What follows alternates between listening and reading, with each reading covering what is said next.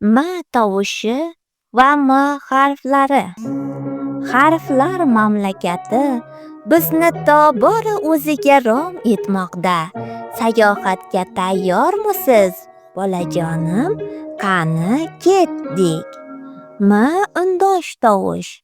Lablaringizni kuchsiz birlashtiring.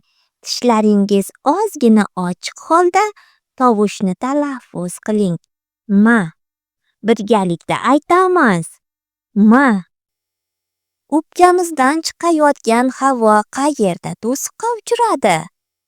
Albatta, lablarimiz ishtirok etdi. Hosil bo'lish o'rniga ko'ra lab undoshi, hosil bo'lish usuliga ko'ra portlovchi, ovoz va shovqinning ishtirokiga ko'ra jarangli undosh. Mana bu bosh M va kichik M harflari. Yozolmaysiz mensiz maymunni. Muzqaymoq ham yozilmas mensiz. Mu deyishga yordam bermasam, yurar edi sigir ham unsiz.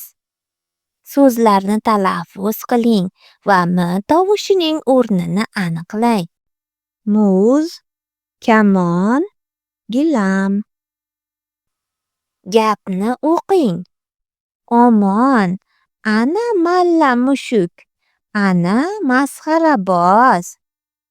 Yer ostida, yer ustida bir transport tez yurar. Elektrli relsi bor, odamlar kutib turar. Sayohatimiz sizga yoqqan bo'lsa, like tugmachasini bosishni unutmang.